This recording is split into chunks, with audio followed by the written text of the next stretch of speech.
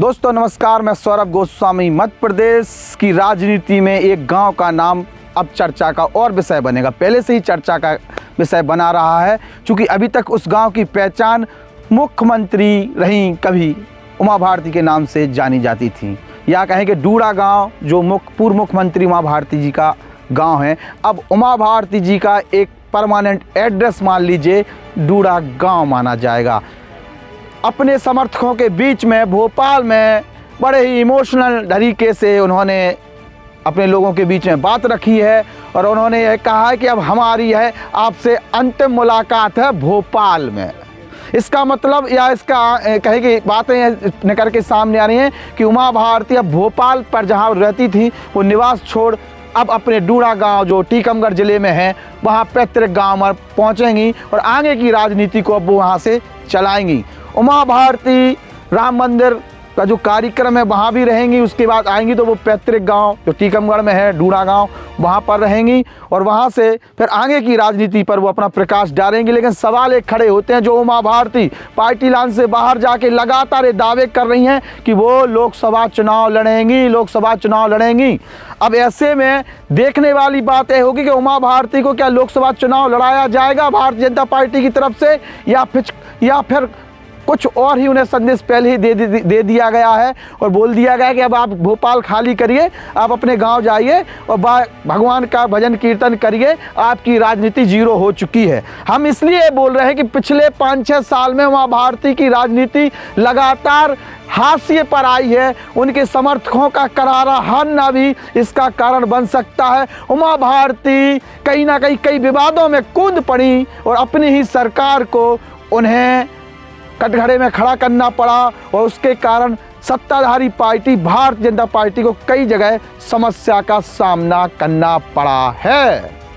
बागेश्वर धाम सरकार प्रीतम सिंह लोधी विवाद में जिस प्रकार से घी डालने का काम उमा भारती ने किया, पूरे बुंदेलखंड में एक जातिवादी नफरत फैलती हुई नजर आई और जिसका कारण भारतीय जनता पार्टी को बड़ा नुकसान जातिगत तौर पर देखने को मिला। और उसके बाद भारतीय जनता पार्टी दबाव में आई और उन्होंने प्रीतम लोधी को टिकट दी ताकि वो विवाद थम जाए। खुले तौर पर उमा भारती प्रीतम सिंह लोधी का समर्थन करती हुई नजर आई थी। पार्टी या शीर्ष नेतृत्व की आंखों में उमा भारती लगातार खटक रही थी, उनके स्टेटमेंट लगातार खटक रहे थे।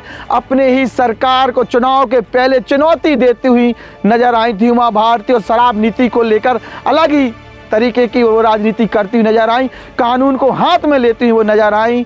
और उसके बाद जो जनता में उनकी छवि बनी वो बहुत नेगेटिव बन गई, इतनी नेगेटिव बनी कि उनके समर्थकों को जहां टिकट मिली वो बहुत सारे लोग हारे और जहां उनके खुद के भतीजे राहुल लोधी हार जाते हैं।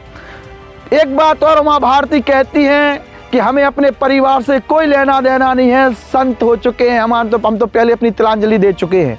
अब ऐसे में उमा भारती बार बार अपने भतीज और भतीज बहू के पास पहुंच जाती हैं तो फिर उन पर आरोप लगते हैं कि आज आप संत थे, लेकिन बार बार उनके समर्थन में क्यों पहुंच रही हैं। दूसरी चीज, राहुल लोधी को एन मौके पर मंत्री बना देना, इसके पहले जिला पंचायत अध्यक्ष पद के लिए उनकी बहू का नाम सामने आ जाना, जिला पंचायत सदस्य के लिए उन्हें टिकट मिल जाना, ये तमाम चीजें चर्चा का विषय थी कि उमा भारती के कारण ये सब हो रहा है। जहां भाई भतीजावाद की बातें करी जाती हैं, परिवारवाद की बात करी जाती है, जहां कभी सांसद की टिकट की बात होती तो केवल उमा भारती, अगर विधायक की टिकट की बात होगी तो उनके भतीजे को, अगर जिला पंचायत सदस्य अध्यक्ष की बात होगी तो उनकी बहू को, तो पूरा घर परिवार या रिश्तेदारी को टिकट देते रहें।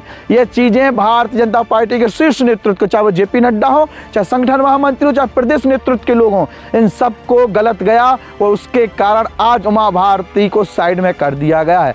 उमा भारती की हताशा, निराशा, उदासा जो भी कह लीजिए उसके लिए ये सब कुछ देखने को मिल रही है और अब उनकी घर वापसी अपने घर में होने वाली है। तो अब डूड़ा गांव टीकमगढ़ में उनका निवास रहेगा और यहीं से वो उस चीज़ों पर अपनी कहीं ना कहीं मंथन करेंगी जिनके कारण उनके भतीजे हार गए, उनके समर्थक हार गए और आखिरकार कहीं ना कहीं उमा भारती जी के संरक्षण के कारण ये लोग उस क्षेत्र की जनता का दमन करते हुए भी नजर आए हैं। बड़े बड़े मुद्दों को दबा दिया गया और उमा भारती का संरक्षण भी कहीं ना कहीं उन्हें डायरेक्ट इनडायरेक्ट मिला ही होगा, तब जाके ये सब चीज़ें हुई हैं। हम ये नहीं कह रहे कि उमा भारती जी ने संरक्षण दिया, हम ये नहीं कह रहे कि उमा भारती जी के कारण ये लोग गुंडागिर्दी करते हुए नजर आए, लेकिन कई बार बहुत सारी चीज़ें ऐसी घटी हैं जो उमा भारती जी की तरफ इशारा करती हैं, इसलिए इस प्रकार की चर्चा हो रही। उमा भारती जी का क्या राजनीतिक कैरियर समाप्त हो चुका है? क्या पार्टी ने अब उन्हें साइड में लगा दिया है? जिस प्रकार से मध्य प्रदेश के बड़े बड़े नेताओं को पार्टी ने साइड में लगा दिया है और पूरी गुटबाजी और जो माफिया लॉबी को संरक्षण दे रहे थे उन सबको साइड में कर दिया है,